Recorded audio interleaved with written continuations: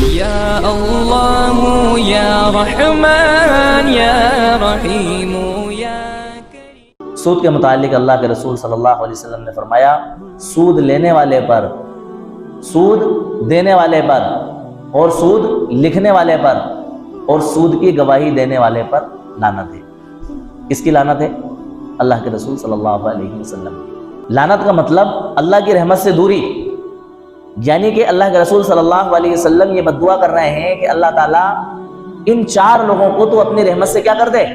دور کر دے۔ دنیا میں بسنے والا ہر انسان اللہ تعالیٰ کی رحمت کا امیدوار ہے، طلبگار ہے کہ میرے اوپر اللہ تعالیٰ کی رحمتیں نشاور ہوں، اللہ تعالیٰ کی رحمتوں کی برساتیں میرے اوپر ہوں، اللہ تعالیٰ اپنا کرم میرے اوپر کریں، رحم میرے اوپر کریں۔ اللہ کے رسول صلی اللہ علیہ وسلم نے اپنی اس بد دعا کے ذریعے ان 4 قسم کے لوگوں کو اللہ تعالیٰ کی رحمت سے کیا کر دیا؟ دور کر دیا۔ اور فرمایا پیارے آقا مدنی محمد عربی صلی اللہ علیہ وسلم نے کہ جس بستی میں زنا اور سود پھیل جائے، اللہ تعالیٰ اس بستی کو ہلاک کرنے کی اجازت دے دیتا ہے، یعنی اس بستی کی ہلاکت کے دن قریب ہو جاتے ہیں ان 2 بدعمالیوں کی وجہ سے۔ بڑا منحوس اور بڑا سنگین عمل ہے یہ سود کا عمل۔ ہم میں سے ہر شخص کسی نہ کسی صورت کے اندر اس سود کے معاملے میں اور سودی کاروبار میں ملوث ہے، کسی نہ کسی اعتبار سے۔ اللہ کے رسول صلی اللہ علیہ وسلم نے فرمایا ایک زمانہ لوگوں پر ایسا آئے گا کہ ہر شخص کسی نہ کسی صورت میں سود کے معاملے میں گرفتار ہو، اور اگر وہ کسی طرح سے اپنے آپ کو سودی لین دین سے بچا بھی لے گا تو سود کا غبار اس کو ضرور لگ جائے گا۔ آپ نظر دوڑائیں، چاروں طرف سودی کاروبار دھڑلے سے چل رہا ہے۔ بینک سے جو سود لیا جاتا ہے نا، وہ سود بھی سود مانا جائے گا، وہ بھی بیاج مانا جائے گا۔ ہم یہ سمجھتے ہیں کہ بھئی ہم کسی سے سود نہیں لے رہے ہیں بلکہ ہم تو سود دے رہے ہیں۔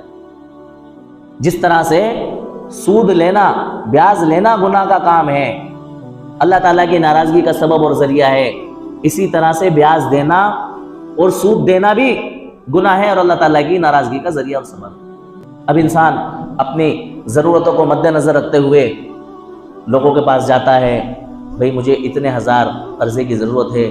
بسا اوقات یہ ہوتا ہے کہ جن صاحب کے پاس قرضے کی درخواست لے کر کے گئے ان کے پاس بھی روپیہ پیسہ نہیں ہوتا ہے دینے کے لیے، مجبور ہیں، کیسے دیں؟ اور اگر ہوتا ہے تو جو صاحب لینے کے لیے گئے ہیں ان کا لین دین صحیح نہیں ہے، پہلے کے دیے ہی نہیں ہیں، دوسری مرتبہ لینے کے لیے آ گئے، اب دے دیں گے تو یہ بھی کھا کے بیٹھ جائیں گے۔ سامنے والا اپنے آپ کو نقصان سے بچانے کے لیے ہیرا پھیری سے کام لیتا ہے یا صاف منع کر دیتا ہے کہ بھئی میں آپ کو قرض نہیں دے سکتا۔ اب جس شخص کو قرض کی ضرورت ہے وہ لے دے کے بینک کا رخ کرتا ہے کہ بھئی مجھے کہاں سے قرض ملے گا؟ بینک سے۔ اب جب وہ بینک سے قرض لے کر کے آ جاتا ہے تو وہ یہ سمجھتا ہے کہ بھئی میں نے اپنی ضرورت کے لیے، تجارت کے لیے، کاروبار کے لیے بینک سے قرض لیا ہے، لہٰذا میں مجبور ہوں، معذور ہوں، میرے اوپر اللہ تعالیٰ کی کسی طرح کی کوئی پکڑ نہیں آئے گی، میں نے ضرورت کے لیے قرض لیا ہے۔ وہ یہ خیال کر کے اس قرض کا کیا کرتا ہے؟ استعمال کرتا ہے، حالانکہ اس کے لیے بینک سے سود پر قرض لینا، لون لینا یہ کسی بھی صورت میں جائز نہیں ہے، چاہے وہ کاروبار کے لیے لے، چاہے وہ شادی کے لیے لے، چاہے وہ تجارت کے لیے لے، چاہے وہ کسی اور کام کے لیے لے، کسی بھی صورت میں اس سے سود پر پیسے لینا جائز نہیں ہے، بینک سے لے یا کسی اور سے۔ اللہ کے رسول صلی اللہ علیہ وسلم نے فرمایا کہ میں تمہیں 7 ہلاک کرنے والے گناہ نہ بتاؤں؟ صحابہ نے فرمایا اللہ کے رسول ضرور بتائیے۔ آپ نے فرمایا اللہ تعالیٰ کے ساتھ شرک کرنا، یہ ہلاک کرنے والا گناہ ہے، جادو کرنا، کسی کو ناحق قتل کرنا، یتیم کا مال ہڑپنا، اور فرمایا سود کھانا، اور فرمایا این جنگ کے موقع پر کفار کے سامنے پیٹ پھیر کر کے بھاگ جانا، اور فرمایا پاک دامن عورت کے اوپر تہمت لگانا۔ یہ وہ گناہ ہے جو کہ انسان کو کیا کر دیتے ہیں؟ ہلاک کر دیتے ہیں۔ اللہ کے رسول صلی اللہ علیہ وسلم نے حجۃ الوداع کے موقع پر فرمایا کہ آج سے پہلے جو کچھ سود تھا وہ سارا کا سورا سود مٹا دیا گیا، اور میں سب سے پہلے اپنے چچا حضرت عباس رضی اللہ تعالیٰ عنہ کے سود کو کیا کرتا ہوں؟ معاف کرتا ہوں۔ حضرت عباس جو آپ کے چچا تھے، انہوں نے اس سود کی حرمت سے پہلے لوگوں کو کچھ قرضہ سود پر دیا ہوا تھا، اللہ کے رسول صلی اللہ علیہ وسلم نے اپنی طرف سے، اپنے چچا کی طرف سے اعلان کر کے اس قرضے کو کیا کر دیا؟